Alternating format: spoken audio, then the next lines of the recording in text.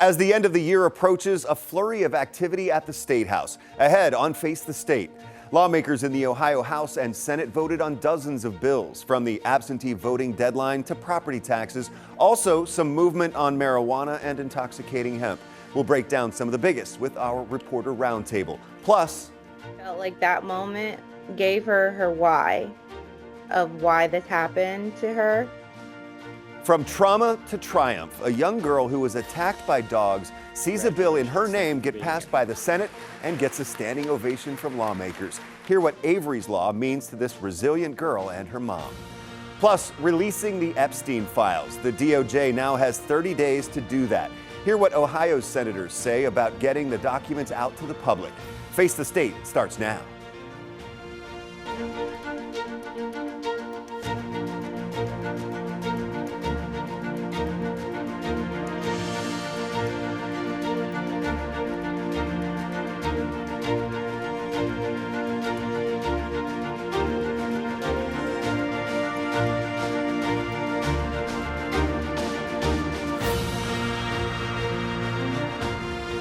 Thanks for joining us for Face the State. I'm Doug Petcash. We'll get to the legislature in just a moment, but first, big news on the election front. Former longtime Ohio Democratic Congressman Tim Ryan announced he is not running for governor. In a statement, Ryan said, "After careful consideration, much prayer and reflection, and after long conversations with my family, my closest friends and advisors, I've made the decision not to run for governor in 2026.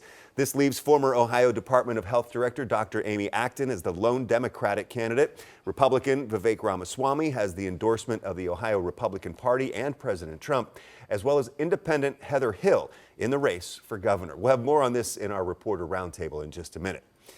All right, it was a very busy and productive week at the Ohio Statehouse, especially Wednesday when lawmakers took up 38 bills during the House and Senate sessions. Today, we're focusing on a few of the most impactful ones, starting with property taxes. Supporters say the four bills will save property owners more than $2.4 billion over 3 years. The bills will prevent tax hikes residents don't get to vote on, protect homeowners from surprise tax increases, and give budget commissions the authority to adjust or lower taxes. House Bill 335 puts a cap on what's called inside millage. That's property taxes that can be collected without a vote. Lawmakers say House Bill 186 alone will save property owners nearly $1.7 billion over the next 3 years. It would do that by preventing schools' property tax increases from being higher than the rate of inflation. They say it also includes an appropriation that will help school districts that are not up for reappraisal this year offset any revenue losses. These bills all now go to the governor.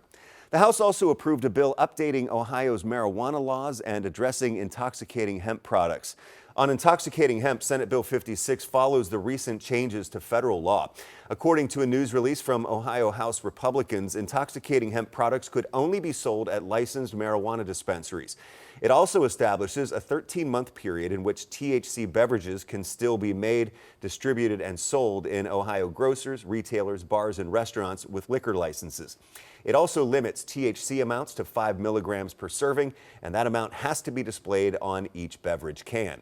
Lawmakers also clarified Ohio's adult recreational marijuana law. It keeps the 10% tax rate for marijuana, gives 36% of tax revenue to communities that have marijuana dispensaries, prohibits smoking pot in public. It bans packaging and ads that are aimed at kids, and allows a person convicted of marijuana possession of amounts that are now legal to have their conviction or guilty plea expunged.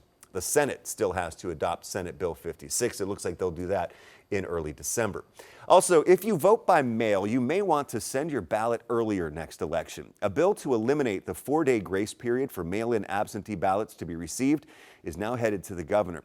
The House approved it Wednesday. Right now, ballots can be received by boards of elections offices up to 4 days after the election. So if the governor signs the new law, all ballots will have to be in on or before Election Day. The bill sponsors say 34 states already require absentee ballots to be returned by mail on or before Election Day. Ohio would be the 35th. They say Senate Bill 293 will bring Ohio in line with federal election law. Opponents say the bill puts up unnecessary barriers for many voters. Ohioans have the right to vote, and we want all valid votes to count. And the process needs to be done on Election Day.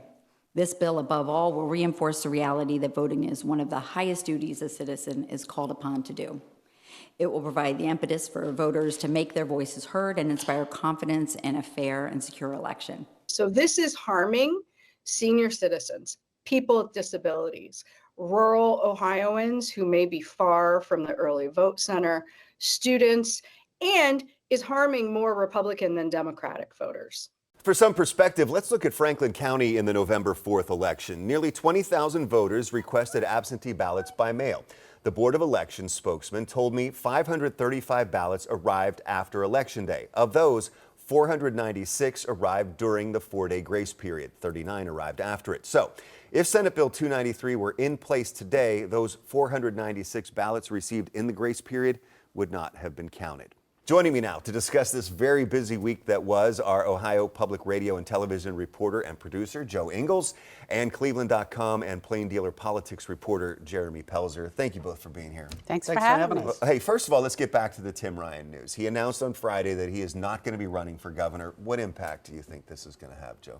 Well, I kind of suspected this might be the outcome because if you look at what he was going to announce late summer, then he was announcing in the fall. Now, he's coming up to December, still hadn't announced. I think that Amy Acton has been out there, former health director. She's been out there. She's been talking to people, laying the groundwork, got a lot of endorsements right, from a lot of different people. And I think that makes a big difference, having all those endorsements. She's been looking at the long game and playing, out there doing everything that she needed to do to position herself. So I think that this really won't have much impact other than she can continue to do what she's doing. Mm-hmm. And anyone who's sitting on the sidelines knows Tim Ryan isn't jumping in. They can go ahead and act accordingly. Okay. Yeah. Jeremy, what do you think? I think that this was, as Joe said, sort of expected, although Ryan in recent weeks has been kind of hinting, like he said, for example, that he's asked his advisors to put together a campaign if he decides to run. This reflects his campaign got support from people mainly because they thought Acton might be comparatively weak against presumptive Republican nominee Vivek Ramaswamy. She's a former state health director who, of course, was health director during the early days of Ohio's coronavirus crisis. And the issue, though, is that Tim Ryan is would be running in a primary where increasing numbers of male, white, working-class voters are leaving the Democratic Party. And so he would face an uphill battle with one of the key demographics he would need to win in a primary. Also, Republicans have been openly salivating at the idea of having a Tim Ryan, Amy Acton primary where they would train their fire on each other, and then the winner would be hamstrung against Ramaswamy in the general election. And now that's not going to happen. Right. All right, so we'll see how that plays out. Of course, big development this week in the election process there. So getting back to the state legislature, as I counted, I think it was 38 bills that came up, plus the hemp and marijuana that was in conference committee. There's a lot of activity. What was your takeaway?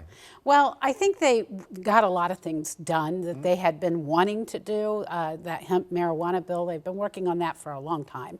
So that was a big thing to get off the plate. I think they also wanted to get ahead of the property taxes because Ohioans have been clamoring for property tax relief, and we know that there are people out there who are gathering signatures to try to put on the ballot next year a constitutional amendment that, if voters approved it, would abolish property taxes. So, and that comes with a whole set of problems for schools and local communities. So lawmakers are trying to get ahead of that.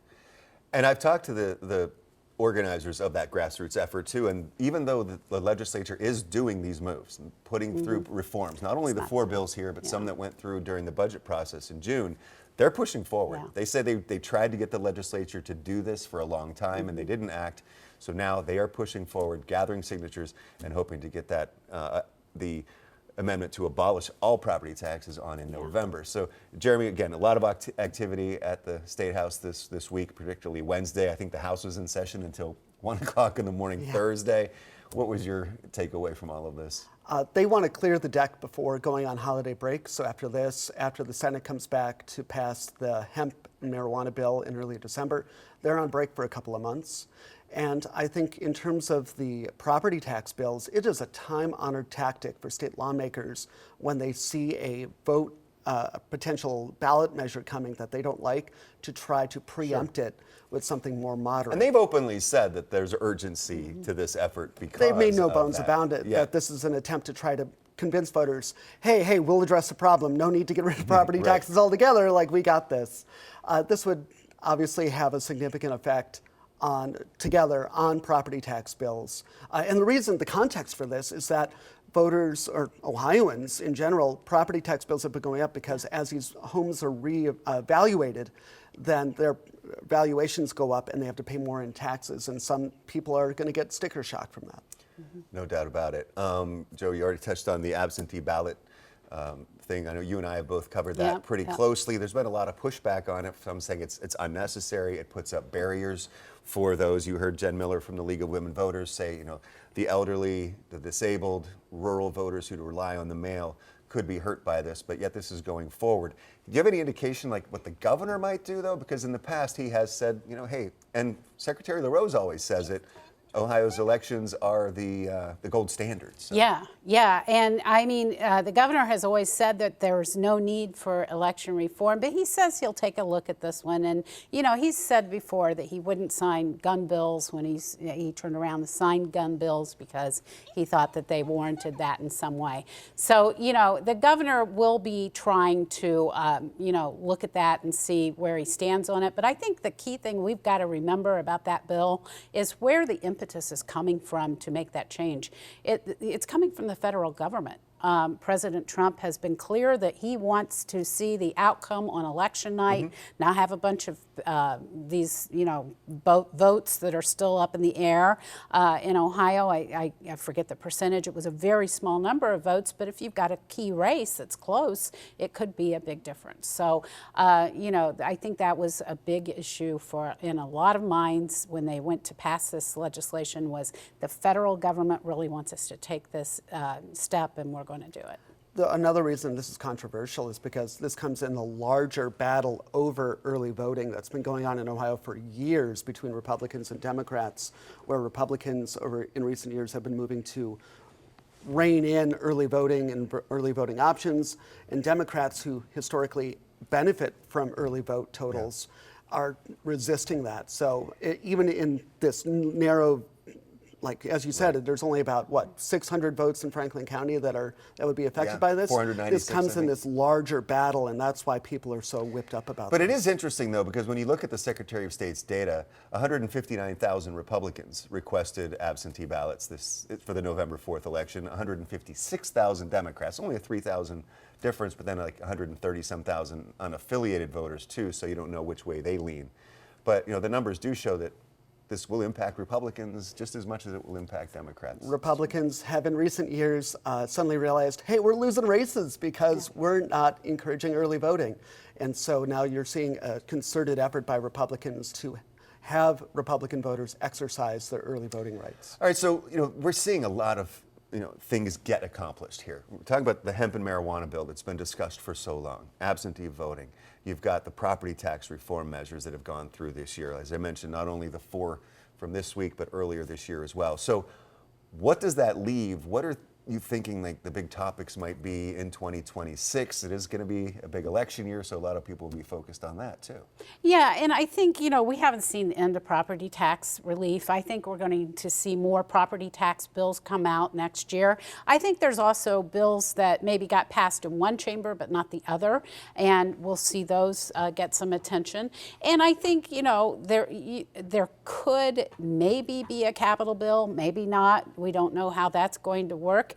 Going into an election year, there's going to be a lot of things that the lawmakers are going to want to address legislatively. I think we're going to see some movement there as well. Jeremy, real quickly, what do you think next year holds?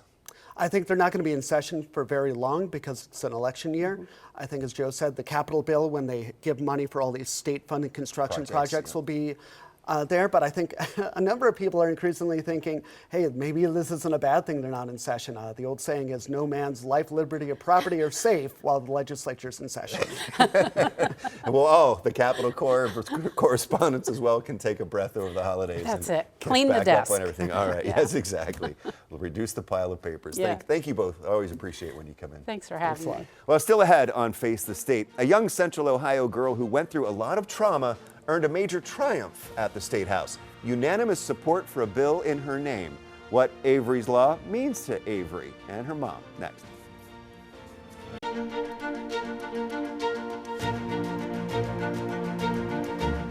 President Donald Trump signed the bill overwhelmingly passed by both the U.S. House and Senate to release the Epstein files. The measure directs the Department of Justice to release all files related to the late convicted sex offender Jeffrey Epstein. It has 30 days to release the documents. The House voted 427-1 to pass the bill, and the Senate approved it unanimously.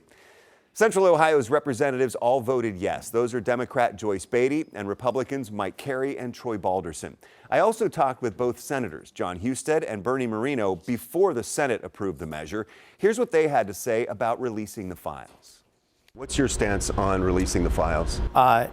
They should protect the innocent victims. Anything that would jeopardize a future prosecution, but the files should be released. You think they should go out? Get them out there.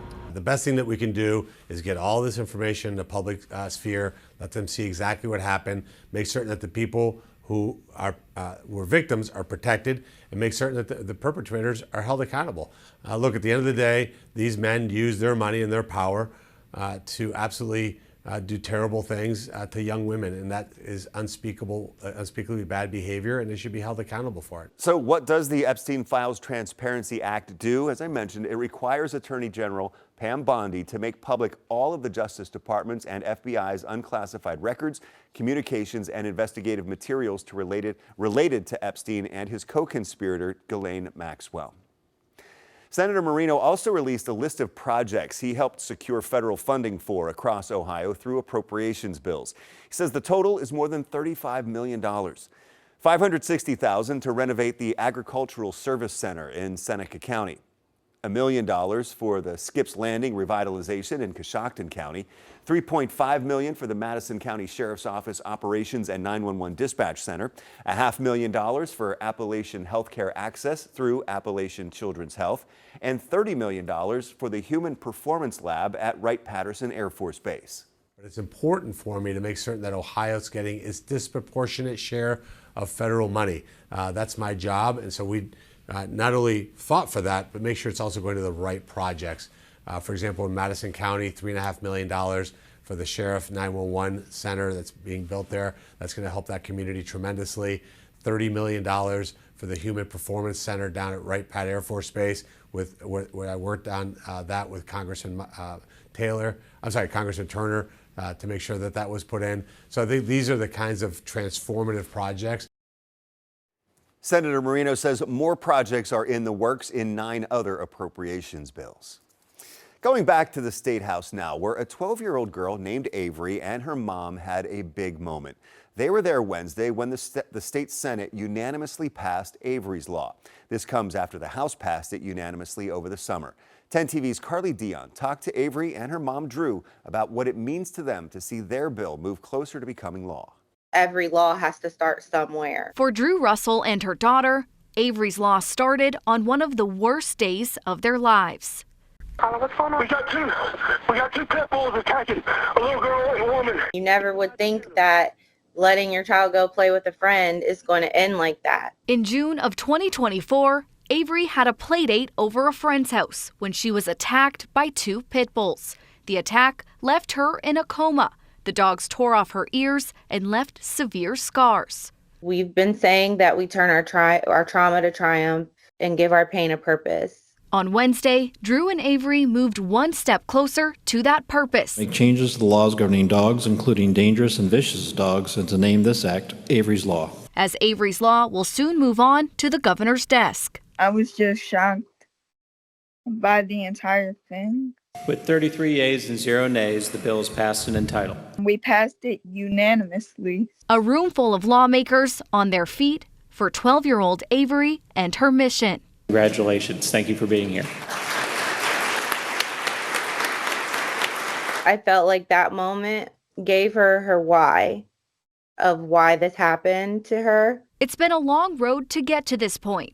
As they fought for the protection of others, they've also continued fighting their personal battle, dealing with the anxiety and PTSD that's followed since the attack. It's heartbreaking because you just want your kid to be carefree, not worry about what's out there, what's next. Like, you just want them to be a kid. The hope is that this law will prevent these incidents from occurring, with stricter penalties for owners of dangerous dogs. It holds the dog owners, the irresponsible dog owners, accountable. There is no accountability for them right now. Drew says it includes more accountability, changing the minimum jail time for a dog attack from 30 days to a 6-month minimum, and gives more rights to animal control officers and dog wardens. It's not anywhere near where it needs to be, but it's a start. Now, the Senate made an amendment to the bill, which means it first had to go back to the House for concurrence before moving on to Governor Mike DeWine's desk to be signed into law.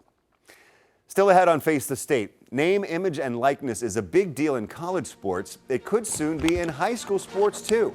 An emergency vote in Ohio last week will explain what's at stake.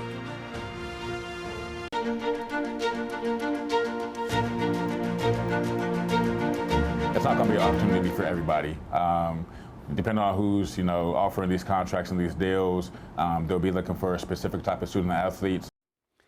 More than 800 high schools across Ohio voted last week on whether or not to allow high school athletes to sign name, image, and likeness, or NIL deals.